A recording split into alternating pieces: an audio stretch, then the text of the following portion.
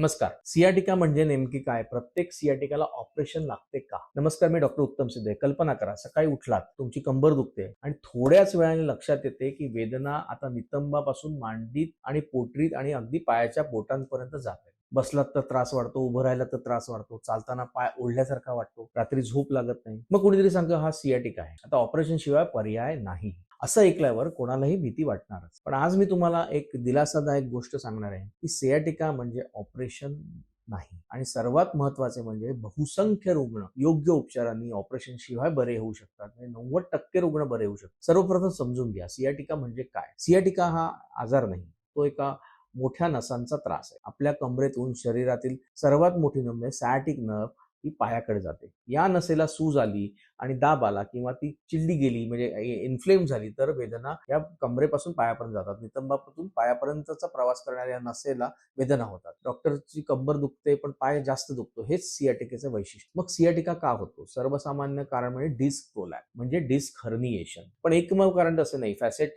जॉईंटची समस्या, spinal canal स्टेनॉसिस, foraminal स्टेनॉसिस, काही वेळा स्नायूचा ताण किंवा इतर कारणांनीही सियाटिकाचा त्रास होऊ शकतो. म्हणून प्रत्येक सियाटिकाचा उपचार हा सारखा नसतो. आणखी एक मोठा गैरसमज की MRI मध्ये डिस्क दिसली म्हणजे लगेचच ऑपरेशन करायला पाहिजे. पण हे पूर्णपणे चुकीचं आहे. MRI हा फक्त एक नकाशा आहे, तो दिशा दाखवतो. उपचाराचे निर्णय तुमच्या वेदनेची तुमची तपासणी, वेदना कशा प्रकारच्या आहेत, दैनंदिन जीवनात होणार त्याचा परिणाम. अनेक लोकांच्या MRI मध्ये डिस्क दिसतो पण त्यांना कोणतीही वेदना नसते. म्हणून रिपोर्ट नाही तर रुग्ण महत्वाचा असतो. मग उपचार काय करायचे? सुरुवातीच्या अवस्थेत योग्य औषधे, विश्रांती, नव्हे तर योग्य हालचाल आणि फिजिओथेरपी आणि स्नायू मजबूत करणारे व्यायाम हे अत्यंत महत्वाचे. यांनी अनेक रुग्ण चांगले होतात. जर वेदना खूप तीव्र असतील किंवा अनेक आठवडे कमी होत नसेल तर आधुनिक पेन मेडिसिन मध्ये ट्रान्सफॉर्मिनल एपिड्युरल मिप्सी सारखे अत्यंत अचूक उपचार उपलब्ध आहेत. या प्रक्रियेमध्ये सूज आलेल्या नसांच्या मुळाजवळ औषध पोहोचवले जाते, त्यामुळे वेदना कमी होण्यास मदत होते आणि रुग्ण पुन्हा चालू फिरू शकतो. काही निवडक रुग्णांमध्ये पुनर्वसन आणि इतर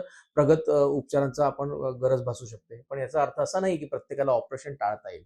जर पायाची ताकद कमी होत असेल, पाय लुळे पडत असेल, लघवी किंवा शौचावरती नियंत्रण राहत नसेल किंवा नसांवरती गंभीर दाब असेल तर शस्त्रक्रिया आवश्यक असू शकते. पण अशी परिस्थिती प्रत्येक रुग्णांमध्ये नसते. त्यामुळे माझी एक विनंती आहे की वेदना सहन करू नका. फक्त MRI चा रिपोर्ट पाहून घाबरून जाऊ नका आणि प्रत्येक सल्ल्यावरती विश्वास ठेवू नका. योग्य तज्ञांचा सल्ला घ्या, कारण योग्य वेळी योग्य उपचार सुरू केले तर अनेक रुग्ण पुन्हा पूर्वीसारखे चालू शकतात, काम करू शकतात आणि आयुष्याचा आनंद घेऊ शकतात. लक्षात ठेवा, सियाटिका म्हणजे आयुष्यभरच दुखणे नाही, योग्य उपचारांनी तो जिंकता येणारा प्रवास आहे. धन्यवाद.